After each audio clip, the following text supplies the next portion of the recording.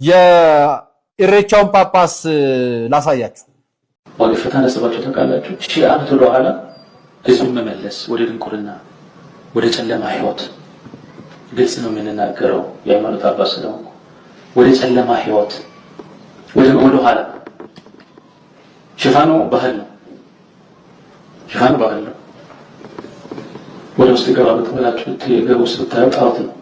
እኛ የባዕድን አምልኮ አይደለም የምናመልከው። እኔ ለራሴ ክርስቲያን ነኝ። የሙስሊም ወንድም አለኝ፣ የፕሮቴስታንት ወንድም አለኝ፣ የኦርቶዶክስ ወንድም አለን። እዛ ቦታ ሄደን የምናሳየው የባዕድን አምልኮ ሳይሆን ማንነታችንን የምናሳይበት ቦታ ነው።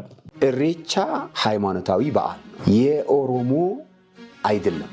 አሁን ለምሳሌ ይሄ እንኳን ጠይቀን ኢሬቻ ቦታ ላይ ራሱ ይሄዱና ከፈለጉ ዶሮ አርዶ ወደ ወንዝ ይጥላሉ። ይህ ምንድነው? ይሄ ከኦሮሞ ባህል ውስጥ የለም።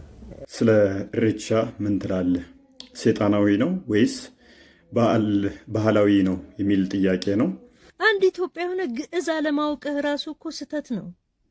ሰላም ጤና ይስጥልኝ። እንዴት አላችሁ? በመላው ዓለም የምትገኙ እግዚአብሔር የተመሰገነ ይሁን።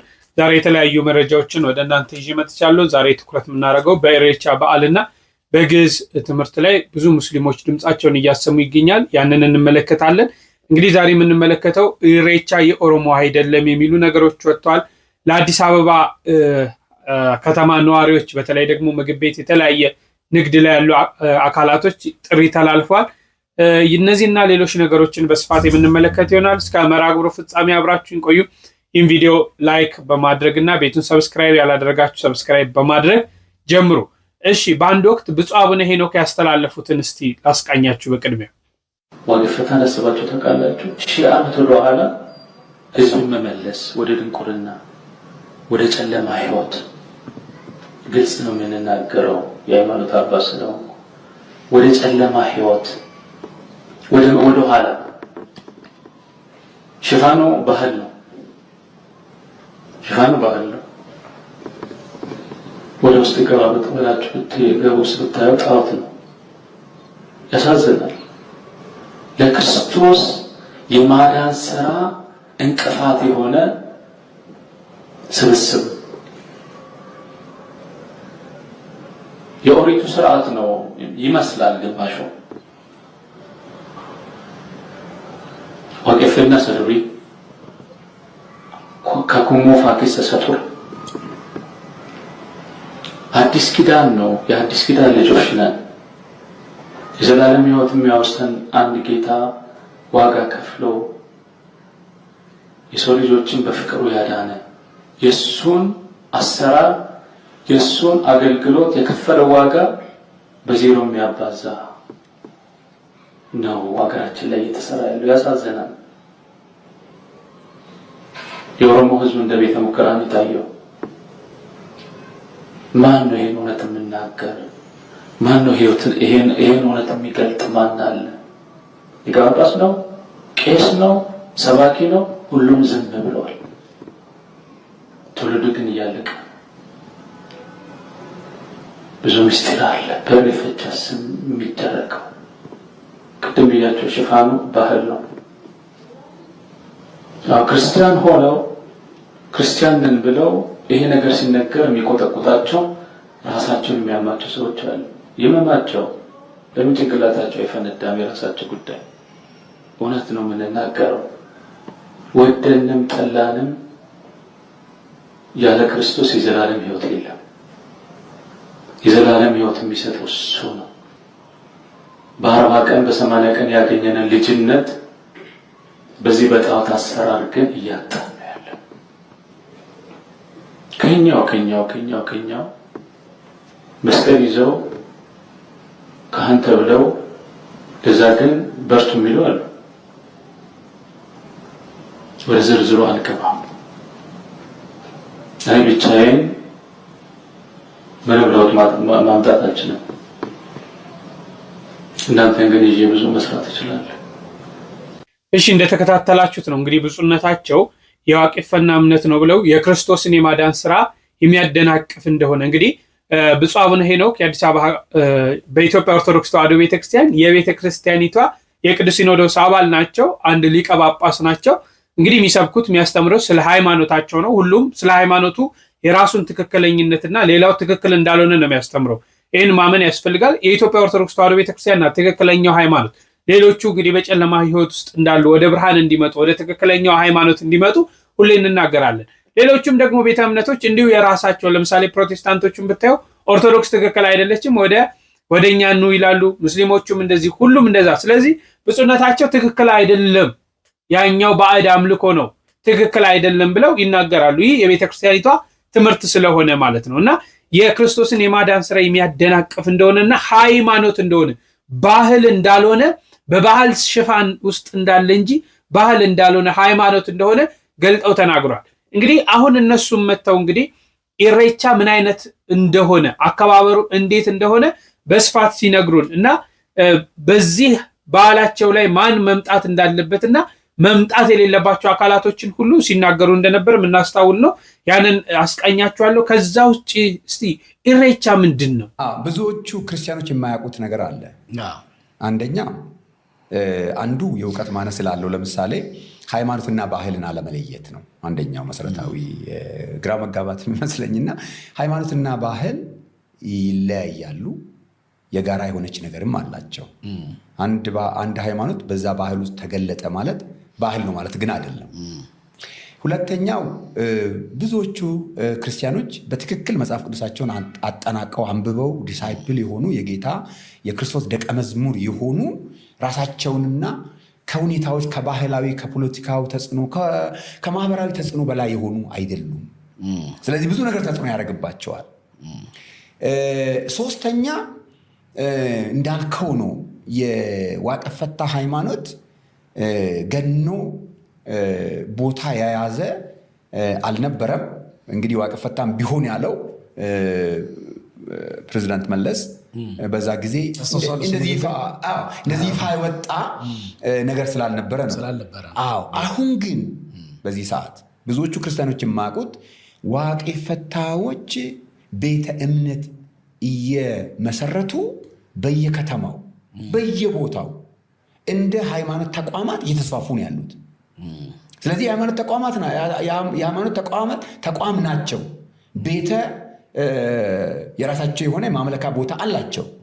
አዲስ አበባ ውስጥ ከ12 ቦታ በላይ በየከተማው በዓመት አንድ የሚደረግበት ነው ወይስ በቋሚነት እየተገናኙ የሚጸልዩበት የሚማማሩበት ቦታ ቤት አላቸው። ስለዚህ አንዳንድ ሰው በኢሬቻ ቀን ብቻ የሚወጡ ይመስለዋል። አይደለም፣ ቤተ እምነት ነው። ቤተ እምነት አላቸው። ስለዚህ ያንን አለማወቅ አንዳንዱ ሃይማኖት አለመሆኑን ይረሳና ለምን አያቸውማ። አሁን ለምሳሌ ይሄ ጴንጤ ሃይማኖት፣ ይሄ መስጊድ፣ ይሄ ኦርቶዶክስ ሲባል የዋቄፈታውን አላየህም ማለት የለም ማለት ግን አይደለም። ስለዚህ አንዳንዶቹ ይሄ እውቀት ስለሌላቸው እነሱ የሌሉ እኛው ጋር ግን የሆኑና በባህል የምንገናኝ ይመስለዋል። አንገናኝም። እነሱ የራሳቸው ቦታ አላቸው። ቤተ አምልኮ አላቸው። በዛ ቤተ አምልኮ ይገናኛሉ፣ ይጸልያሉ፣ እንደ ሃይማኖት ይሰበሰባሉ። ይሄን አለማወቅም አንዱ ችግር ነው። ስለዚህ እነዚህ ሰዎች ሃይማኖታቸውን እያደረጉ ነው፣ እያከናወኑ ነው። በኢሬቻ ቀንም ተሰብስቦ በዓመት 2 ጊዜ አምላካቸውን በራሳቸው ስርዓት ያመልካሉ፣ ምስጋና ያቀርባል። ሰላም፣ እንዴት ናችሁ? ስለ ኢሬቻ ምን ትላለህ? ሴጣናዊ ነው ወይስ ባህላዊ ነው የሚል ጥያቄ ነው። ሴጣናዊም አይደለም፣ ባህላዊም አይደለም። ሁለቱም ያልሆነበትን ምክንያት ላስረዳችሁ የተወሰነ። ኢሬቻ ማለት የዋቄፈና እምነት ሃይማኖታዊ ስርዓት ነው። ኢሬቻ ማለት የዋቄፈና ስርዓት የሃይማኖቱ ስርዓት በዓመት 2 የሚከበር ነው። ኢሬቻ በዓመት 2 ይከበራል። ክረምት ሊገባ ሲልና ክረምቱ ሲያልቃውን የሚከበረው ማለት ነው። ስለዚህ የሃይማኖቱ ስርዓት የዋቄፈና የሚባለው ሃይማኖት ስርዓት እንጂ ባህላዊ አይደለም። ነገር ግን የኦሮሞ ባህል በኢሬቻ ውስጥ በደንብ ሊንጸባረቅ ይችላል።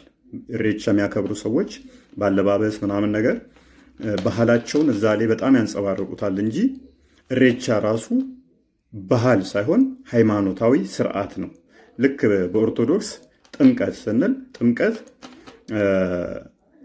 ባህል አይደለም፣ ነገር ግን የሃይማኖቱ የኦርቶዶክስ ሃይማኖት ስርዓት ነው፣ የሚከበር በዓል ነው። እንደዛ ማለት ነው። ኢሬቻም በዋቄፈና እምነት ውስጥ የሚከበር ዓመታዊ በዓል ነው። በዋቄፈና እምነት ውስጥ ወደ 27 በዓላቶች አሉ።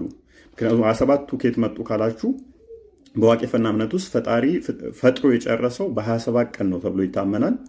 የመጀመሪያ የተፈጠሩት የሰው ዘሮች ደግሞ በክርስትናና በእስልምና አዳምና ሔዋን ናቸው። በዋቄፈና ደግሞ ለመጀመሪያ የተፈጠረው ሆሮ ይባላል። ሆሮ ማለት ጾታ የለውም፣ ወንድም ሴትም አይደለም። ከባህር ውስጥ ከውሃ ውስጥ ነው የወጣው።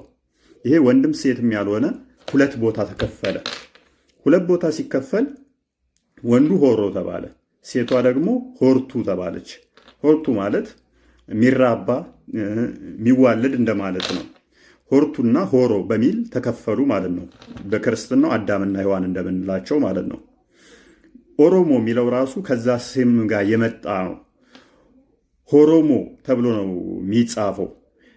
ግን በኩሽቲክ ሲነበብ ቫውል ከኮንሰናንት ኤች ጋር ሲመጣ ወይንም ደግሞ ኮንሰናንት ቫውልን አስከትሎ ሲመጣ ኤች አትነበብም። ስለዚህ ኦሮሞ ይባላል እንጂ ሆሮሞ ተብሎ አይነበብም።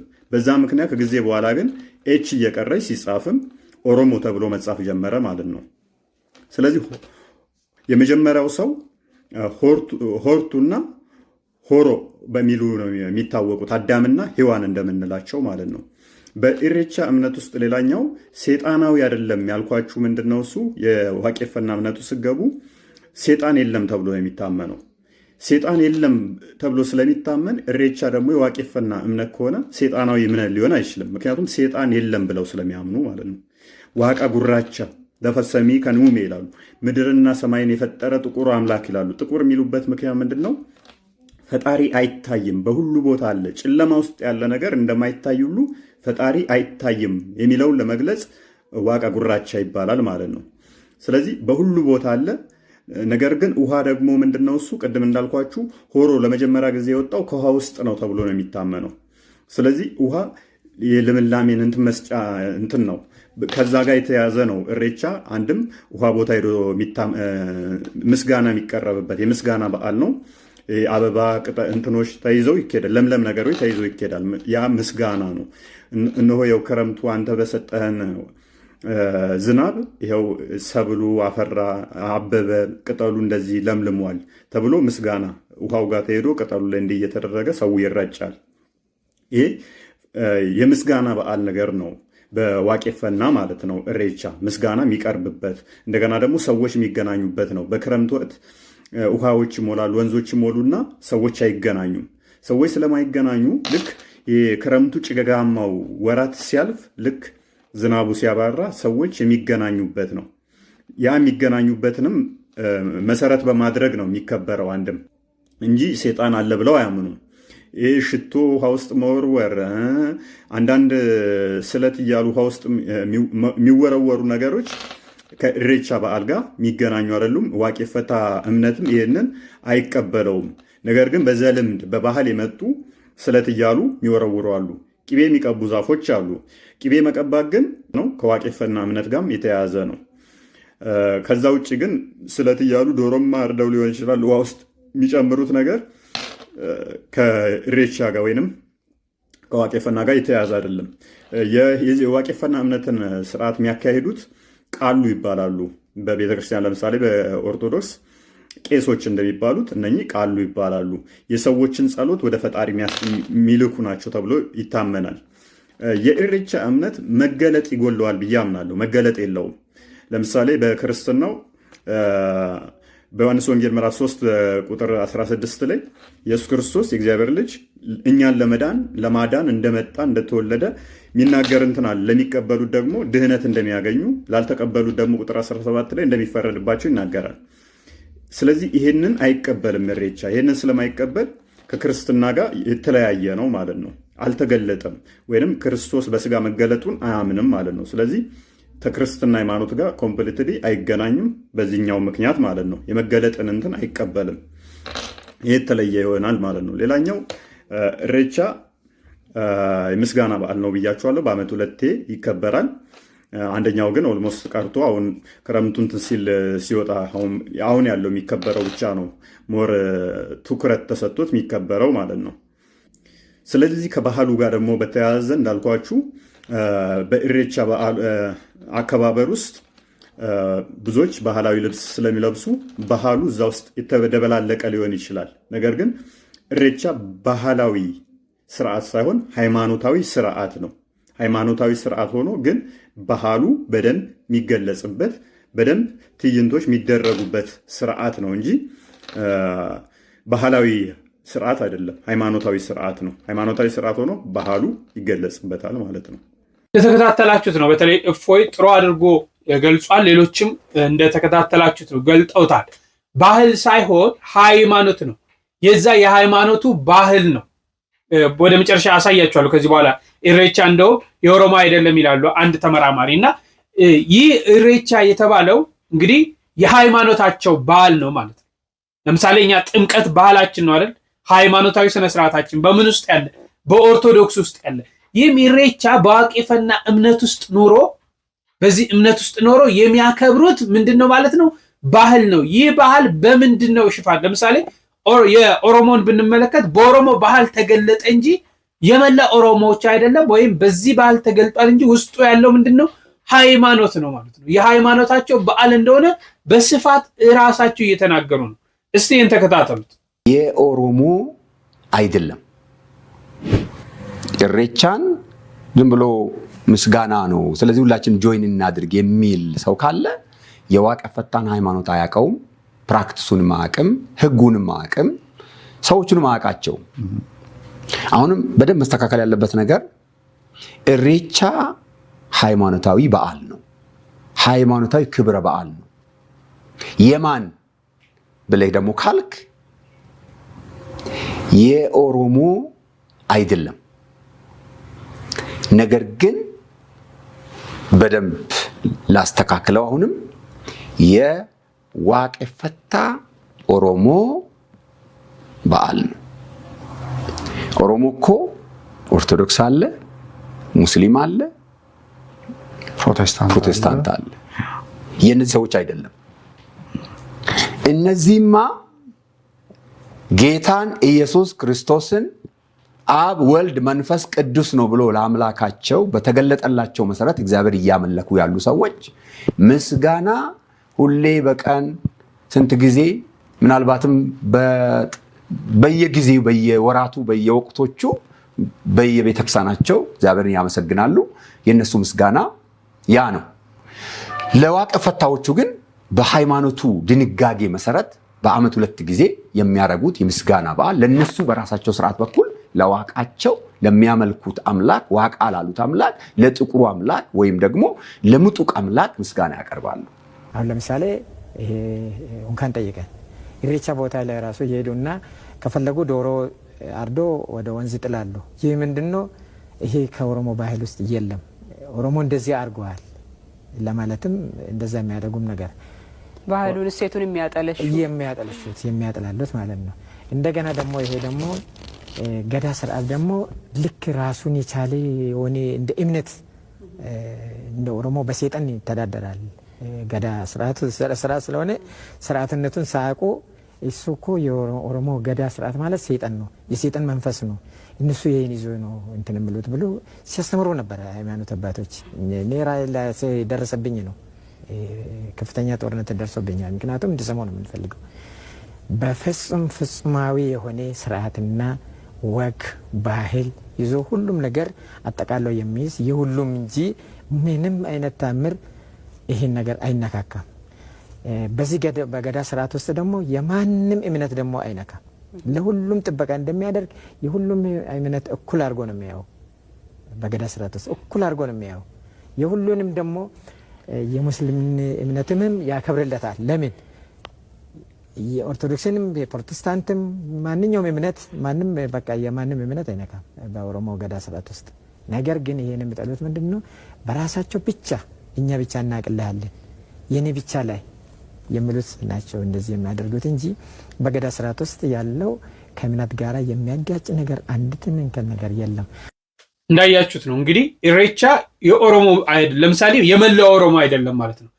ኦሮሞ ውስጥ ምን አለ? ፕሮቴስታንት አለ፣ ሙስሊም አለ፣ ኦርቶዶክስ አለ፣ የዋቄፈና እምነት ተከታይ አለ።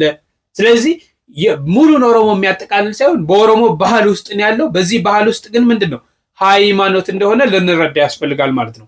ስለዚህ በዚህ ሃይማኖታዊ ስነ ስርዓት ላይ የሌሎች ቤተ እምነቶች መተው ማክበር ይችላሉ፣ በዓሉን መካፈል ይችላሉ። የራሳቸውን ነገር ግን ይዘው መተው ማንጸባረቅ አይችሉም ብለዋል። ለምሳሌ የኢትዮጵያ ኦርቶዶክስ ተዋሕዶ ቤተክርስቲያን አማኞች፣ ካህናቱ፣ ጳጳሳቱ፣ ሌሎቹ አካላቶች በዚህ ላይ የራሳቸውን ቤተ እምነት ይዘው መንቀሳቀስ አይችሉም። እዚህ ላይ መሄድ አይቻልም። በቃ ባህል አንድ ሃይማኖት ከሆነ እዛ ሃይማኖት ላይ እኛ መገኘት የለብንም። የእነሱ ባህል ነው፣ የፈለጉትን ማምለክ ይችላሉ። እናከብርላቸዋለን፣ ማክበር ግዴታ ነው። እንቀበልላቸዋለን እነሱ በሚፈልጉት መንገድ እንዲያደርጉ ማለት ነው። እኛ ግን እዛ ውስጥ ምን ማድረግ የለብንም፣ ኢንቮልቭ ማድረግ የለብንም ማለት ነው። ለምሳሌ እነሱ መጥቶ የኛን የጥምቀት በዓል የተለያዩ በዓላት በቤተክርስቲያን የሚነክሱ በዓላቶችን ያከብራሉ።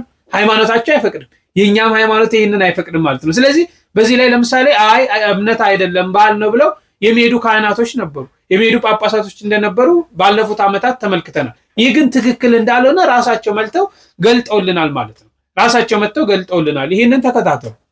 ኢሬቻ ቤዚካሊ ሃይማኖታዊ በዓል ነው። ከጥንት አባቶቻችን ሲያከብሩ የመጡት ነው። ስለዚህ አንዳንድ ደግሞ ክርስቲያን የሆኑ ሙስሊም የሆኑ ኦሮሞዎች ዋናው ነገር እኛ መግለጫ ያወጣንበት ምንድን ነው፣ በዛ በኢሬቻ ቦታ የሚዘምሩ አሉ፣ ጽናጽል ይዞ መጥቶ የሚንቀሳቀሱ አሉ። እነኚህ ድርጊቶች ከኢሬቻ በዓል አከባበር ጋር አይገናኝም ነው። ከኢሬቻ በዓል ጋር ስለማይገናኝ ምን ሊፈጥር ይችላል? በህዝባችን መካከል መከፋፈልና አንድነቱን ሊሸረሽር ይችላል። ምክንያቱም የዋቄፈና እምነት ተከታዮች ይህንን ሊቃወሙ ይችላሉ። የፕሮቴስታንቶችና ሌሎች ደግሞ ይህንን መዝሙር፣ የተለያዩ ነገሮችን ያንን በዓል የማይወክል ያንን በዓል የማይመስል ነገር ሲያደርጉ ችግር ሊፈጠር ስለሚችል አንዳንዶች ሚዲያ ላይ ኮመንት እንደሚሰጡት እንደሚናገሩ ሳይሆን ማንኛውም ሰው እንኳንስ ኦሮሞ የበዓሉ ባለቤት ይቅርና ማንኛውም ኢትዮጵያዊ አይደለም፣ ማንኛውም በዓለም ላይ ያለ ሰው መጥቶ ማክበር መርቱ ነው። ዋናው ነገር ኢሬቻ ሲከበር ግን የኢሬቻ በዓልን የተከተለ መሆን አለበት ነው። የኢሬቻውን ጳጳስ ላሳያችሁ። እኛ አባት በቤተክርስቲያን አባት ናቸው እንዴ? እስኪ እናንተ መልሱልኝ። እኔ አላቅም ማለት እርሶ እያልኩ ላናግር፣ አንተ እያልኩ ላናግር፣ ቸገረን በእውነት ወደ ላይ እንዳንወጣ ቸገረን፣ ወደ ታች እንዳንቸገረን፣ ግራም ቀኙም ቸገረን። ክብረ ክህነት ማለት እኚህ ሰውዬ በቤታቸው መኖሪያ ቤት ውስጥ ለህፃናት ልጆች ጵጵስና ሲሰጡ ክህነት ሲሰጡ ክብረ ክህነት ሲሰጡ አሳይቻቸዋለሁ አይደል? ቪዲዮም ጭምር አምጥቼላችሁ። የራሳቸው ቲክቶክ ገጽ አላቸው። የራሳቸው ቤት ውስጥ ነው ክርስትና የሚሰጡት እና ባለፈው ሳምንት አካባቢ ላይ የኢሬቻን ሃይማኖት ኢሬቻ የክብረ በዓልን በተመለከተ የዋቄፈና እምነት ተከታዮች የሚያከብሩት የሃይማኖታዊ በዓል ነው ሲሉ በሐሌታ ሚዲያ ላይ ወጥተው መናገራቸውንና በእኛ ክብረ በዓል ላይ ሌሎች ሃይማኖቶች ማንነት የሚገልጽ ነገሮቻችሁን ይዛችሁ አትምጡ፣ የራሳችሁን ክብረ በዓል በራሳችሁ አክብሩ ብለው እንከባበር የሚል መግለጫ ወጥተው አሳይተናችሁ ነበር። ስለዚህ እኚህን ሰውዬ የኢሬቻ የሚያከብሩ የዋቄፈና እምነት ተከታዮች እርሶ ጳጳስ እረፉ ብሎታል። ካልሰሙ ነው ምን ነግሮት፣ እነሱ የራሳቸውን እምነት ያምልኩ፣ መብታቸው ነው፣ ክብራቸውን የራሳቸው ነው። የጵጵስና ቆብ አድርጎ ወይ ደግሞ የሼክ ቆብ አድርጎ ወይ ደግሞ የሐጂ ሙፍቲ ምናምን ቆብ አድርጎ እዛ ቦታ ላይ ሄዶ መገኘት ግን ከሃይማኖቱ ሌላ ቦታ ገብቶ ማሳየቱ ተገቢ አይደለም ሲሉ ራሳቸው እንከባበር ብሏችሁ እናንተ የኦርቶዶክስ ካባ ለብሳችሁ ከማርካቶ የገዛችሁት በላዩ ላይ የአባገዳ ጋቢ ጥላችሁበት ምን ማለት ነው? የተከታተላችሁትን ይመስላል። እንግዲህ ወዲያ ወንድሜ አራያ መካሻ ያቀረበው የትክክለኛ ጳጳስ አይደሉም። ባይዘው እነዚህ በጨረቃ ጊዜ ከተሾሙት መካከል ናቸው። ሰውየው እንግዲህ ቤተክርስቲያን አውግዛ አንተ ተብሏል፣ ክህነታቸው ሁሉ ተነስቷል ማለት ነው። ግን ዛሬም ድረስ በቤታቸው እንደዚህ አይነት አልባሳትን እየለበሱ እንግዲህ ምን እንደሆነ አላማቸው ራሱ ይታወቃል። አሁን ይህንን ጳጳስ ነኝ ብለው እንግዲህ አይደሉም። ቢሆኑ እንኳን እንዲህ አይነት ነገር ውስጥ መግባት ያለባቸው አይመስለኝም። እኚህ የኢትዮጵያ ኦርቶዶክስ ተዋሕዶ ቤተክርስቲያን ጳጳሳት የኢትዮጵያ ኦርቶዶክስ ተዋሕዶ ቤተክርስቲያን በመላው ላሉ ጳጳስ ናቸው እንጂ የአንድ ብሔር የአንድ ወገንን ይዘው ጳጳስ የሚሆኑ አካላቶች አይደሉም። ስለዚህ እኚህ ሰውዬ ትክክል እንዳልሆኑ እና ሌላው ምንድነው በዚህ ባህል ላይ አትምጡብን፣ እንዲህ አይነት ነገሮችን አድርጋችሁ አትምጡ የሚሉ ማስጠንቀቂያን አዘል የሆኑ ነገሮችን አቀርበዋል ማለት ነው። ሌላው እንግዲህ በአዲስ አበባ ላሉ ህዝብ በተለይ ምግብ ቤት ላላቸው አካላቶች የተለያዩ ነገር ላላቸው አካላቶች ጥሩ መልእክቶችን አስተላልፈዋል። ለአዲስ አበባ ህዝብ ወይ ለቢሾፍቱ ህዝብ ቢሾፍቶቹ እንኳን አውቋል። አሁን አዲስ አበባ አሁን አምስተኛ ጊዜው ነው መሰለኝ የሚደረገው እና ብዙውን ጊዜ ምግብ ቤት ይዘጋሉ፣ ይሸሻሉ፣ ይፈራሉ። እንግዲህ በሌላ ሃይማኖት አይምሯቸው ውስጥ የገባ ብዙ ነገር አለ። ሰይጣን አምላኪዎች መጡ፣ ኋላ ቀሮች መጡ ነው የሚጸየፉ ሰዎች አሉ። ይሄንን እንዲተው በአንድ አምላክ ነው የምናመልከው፣ ወንድማማቾች ነን፣ ቤታችሁን ክፈቱ፣ ምግብ ሆቴል አዘጋጁ፣ ቢዝነስ ነው። እንደውም መንግስት የቱሪስት ቀን እንደዚህ ነው የሚለው ቀኑ ይመስለኛል። እና በእንደዚህ አይነት ለኢሬቻ የሚወጣውን ሰው በአክብሮት ተቀበሉ። የሰላም ሰዎች ናቸው። የማንንም መጥፋት አይመኙም። ልማት ነው የሚመኙት፣ እርቅ ነው የሚመኙት። አመቱን እርቅ ያድርግልን፣ ጦርነት ከሀገራችን ላይ ይቆም ነው የምንለው። ይሄንን የሚመጣውን ህዝብ እንድትንከባከቡልን አደራ እላለሁ። እኛ የባዕድን አምልኮ አይደለም የምናመልከው። እኔ ለራሴ ክርስቲያን ነኝ። የሙስሊም ወንድም አለኝ፣ የፕሮቴስታንት ወንድም አለኝ፣ የኦርቶዶክስ ወንድም አለን። እዛ ቦታ ሄደን የምናሳየው የባዕድን አምልኮ ሳይሆን ማንነታችንን የምናሳይበት ቦታ ነው። የአዲስ አበባ ከተማ መስተዳደር ለኢሬቻ በዓል ብዙ ገንዘብ አወጣ ብላችሁ ደም ስራችሁ እስኪቀደድ ድረስ ሚዲያ ላይ ቁጭ ብላችሁ ምን ነው? ትላንትና የሙስሊም ረመዳን እኮ ሲከበር እስከ ቤተ መንግስት ድረስ እየሄዱ እኮ ነበር አፍጥር የሚያደርጉት። የአዲስ አበባ ከተማ መስተዳደር ቢሮ ድረስ ሄደው እኮ አፍጥር ሲያደርጉት ነበሩ። ያኔ ለምን አልተናገራችሁ? የአዲስ አበባ ከተማ መስተዳደር እኮ በአዲስ አበባ ከተማ ውስጥ ስንት በዓላቶችን እያስተናገደ ነው። የመስቀልን በዓል እኮ እያከበረ ነው። የኢድ አልፈጥርን በዓል እኮ እያከበረ ነው። ጥምቀት እኮ ሲከበር ላይ ኦሮሞ እኮ ምንም ብሎ አያውቅም። ስንት ዓመት በዓሎች እዚህ አዲስ አበባ ውስጥ ሲከበሩ አንድ ቀን ኦሮሞ ተቃውሞ አቅርቦ ያውቃል? ምን ነው አንድ ቀን በአመት ለኦሮሞ ለዚህ ትልቅ ህዝብ፣ ለደራርቱ ቤተሰብ፣ ለቀኒዛ ቤተሰብ፣ ለታደሰ ብሩ ቤተሰብ አንድ ቀን መስጠት ከበዳችሁ? ምን ነው ይሄን ኃይል የሚያናድዳችሁ? ኦሮሞ አንድ ቦታ መገኘቱ እኮ ለናንተ ውበት እኮ ነው እንጂ ስጋት እኮ አይደለም። የናንተ ወገን እኮ ነው ኦሮሞ። የኦሮሞ ውበት እኮ የናንተ ውበት ነው። አዎ እኛ ሰላማዊ ነን፣ የሰላም ነው። ምግብ ቤታችሁን እየዘጋችሁ ምናችሁን እየዘጋችሁ አትሂዱ። ልክ እንደ ገቢ ምንጭ የምታገኙበት ነውና የሚመጣውንም ህዝብ በሰላም በፍቅር ተቀበሉት የሚል መልእክት ነው። ይህንን ማድረግ ደግሞ ከሁላችንም ከኢትዮጵያዊነታችን የሚጠበቅ ነው። ባህላቸውን ያክብሩ። እኛም ደግሞ በእለቱ ያለን እንዲህ አይነት ነገሮች ያላቸው አካላቶች በአግባቡ እንግዶችን ተቀብለው ማስተናገድ ያስፈልጋል ማለት ነው። ሰላማዊ ሆኖ እንዲከበር እንግዲህ መንግስትም በስፋት እየሰራ ነው። ማንም መቼም ብጥብጥ የሚፈልግ የተለያየ ሁከት እንዲነሳ የሚፈልግ ሰው የለም። ልክ መስቀል በሰላም በፍቅር ተከብሮ እንዳለፈ ይህም በዓላቸው ነውና እነሱ የሚያምኑበት እስከሆነ ድረስ በሰላም በፍቅር ተከብሮ እስኪያልቅ ድረስ ሁላችንም የድርሻችንን መወጣት አለብን ብዬ አስባለሁ። እሺ እስቲ በግዕዝ እንግዲህ በጣም ሰፊ ነገር እየመጣ ነው። ቤተክርስቲያን እየተሰደበች እንደሆነ፣ ሟርተኞች፣ የተለያዩ ነገሮች፣ ጠንቋዮች፣ ድግምታም እየተባለ እንደሆነ እየሰማችሁ ነው። ግን አንዲት ሙስሊም ጥሩ መልእክት አስተላልፋለች። ወገንያውን ደግሞ ሌላ ዜና የሰማሁትን ልንገራቸው። አሁን በአማራ ክልል ግዕዝ ተማሩ። ግዕዝ ማለት እንግዲህ ኢትዮጵያ ላይ ስንኖር ከሀሁ እስከ አቦጊዳ እና ግዕዝ ያልሞከረ ልጅ የለም። ስንማር ግዕዝ ተማሩ ተብለናል ብለው እሪ ብለው የድግምት ቋንቋ ነው ምናምን ብለው ሰላማዊ ሰልፍ ወጥተዋል። እንግዲህ ይሄ ህዝብ ማንኛውንም ነገር መማር ማለት ነው። ምንድነው ክፋቱ? ግዕዝ ማለት ነው። ግዕዝ መማር እንዲሁም የአንዱን ሃይማኖት በደንብ አውቆ ጥልቅ ሐሳቡን አንብቦ ለመረዳት የሚጠቅም ቋንቋ ነው። ምንድነው ሰው የሚንበጫበጨው እንደዚህ? ምንድነው? ቆይ እስኪ አሁን ይሄ ሰላማዊ ሰልፍ ያስፈልገዋል እንዴ? ኧረ ወገን ኢትዮጵያውያኖች ወዴት እየሄዳችሁ ነው? አሁን ግዕዝ ተማሩ ተባልን ብላችሁ ምንድነው የሚያሰክር ነገር? ሰላማዊ ሰልፍ የሚያስወጣ ነገር ምንድነው?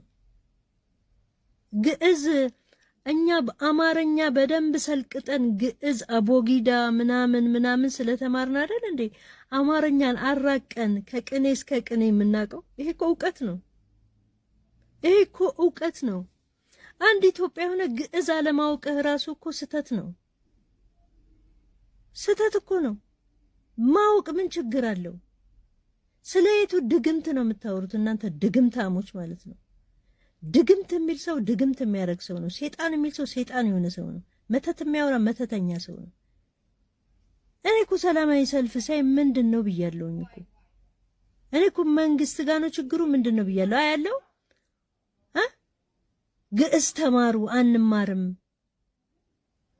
ወደህ ነው እንዴ ብታገኝ ትማር? እኔ እማራለሁ። ይገርምሃል እንዴ ግዕዝ መማር ምን ችግር አለው?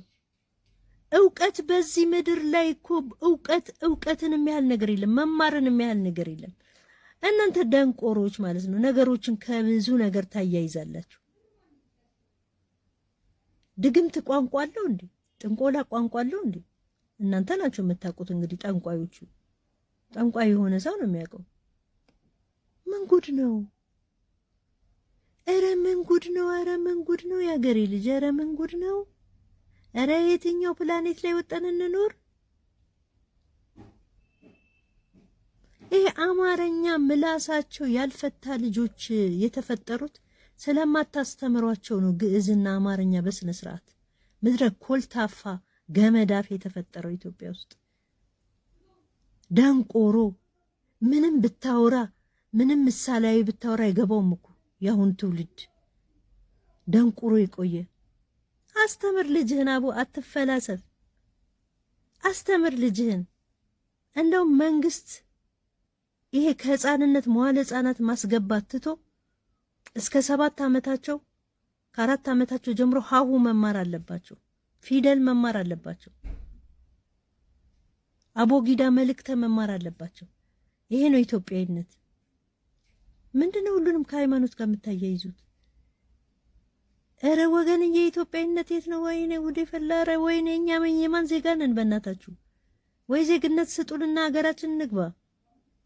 ኧረ አበዛችሁት አንዳንዶቻችሁማ። ኧረ ተንቀሳቀሱ። አርፈተማል። እኔ ወንጌል ማለት አሁን ወንጌልን በግዕዝ የሆነ ነገር በደንብ አብራርቼ ለማወቅ ሃይማኖትን ለማነጻጸር እነ ኡስታዞቹ አሁን እዚህ ቲክቶክ ላይ እንደዚህ ሃይማኖት ከሃይማኖት የሚያነጻጽሩት ግዕዝ ስለሚያነቡ አይደል እንዴ? ምን ችግር አለ እውቀት መማር? ክርስቲያን አረበኛ ቢማር፣ ሙስሊም ግዕዝ ቢማር፣ በአጠቃላይ ደግሞ አረበኛን ተውትና ግዕዝ አማርኛ የኢትዮጵያ ዋና እንደውም መቁጠር ያለብን እኛ በግዕዝ ቋንቋ ነው። እኛ የምንቆጥረውን የእንግሊዘኛ ቋንቋ ነው። ወደ ባህላችን መመለስ አለብን። ወደ እውነት ኢትዮጵያችን መመለስ አለብን። ግዕዝ ተማሩ ብለው ሰላማዊ ሰልፍ ይልቅ ለችግር ሰላማዊ ሰልፍ አትወጣም? ለራብክ ሰላማዊ ሰልፍ አትወጣም? ለኑሮ ውድነት ሰላማዊ ሰልፍ አትወጣም? ዘይት ተወደደ ብለ ሰላማዊ ሰልፍ አትወጣም? ጤፍ ተወደደ ብለ ሰላማዊ ሰልፍ አትወጣም? ቦቅቧቃ ሁሉ በእውነት በጣም እናመሰግናለን። እንዲህ አይነት ንጹህ አስተሳሰብ ያላቸው አካላቶች ሲኖር ደስ ይላል።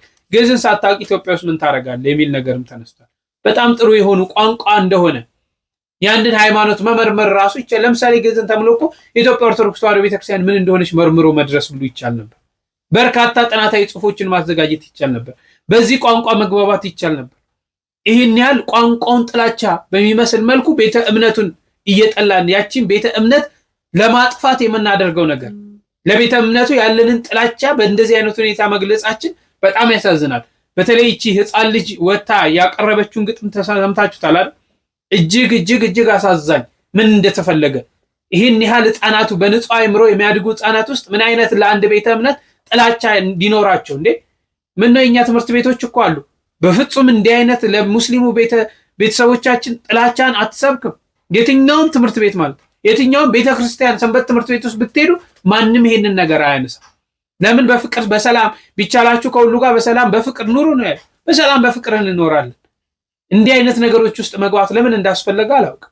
እና አሁን ደግሞ በፖለቲካው በተለያዩ ነገር ተጨፋጨፍን። አሁን ደግሞ በሃይማኖቱ ጦርነት እንዲመጣ የሚያስመስል ነገሮች እየተደረጉ ነውና እንደው ይሄን ላደረጉ አካላቶች እግዚአብሔር አምላክ ልቦና ይስጣቸው ለማለት እፈልጋለሁ። እስቲ በዚህ ላይ እናንተ ሐሳብ አስተያየታችሁን እንድታስቀምጡልኝ በፍቅር እየጠየቅኩኝ ለዛሬ ያስኩት ይሄን ይመስላል። በሌላ ጊዜ እስክንገናኝ ቸር ቆዩልኝ።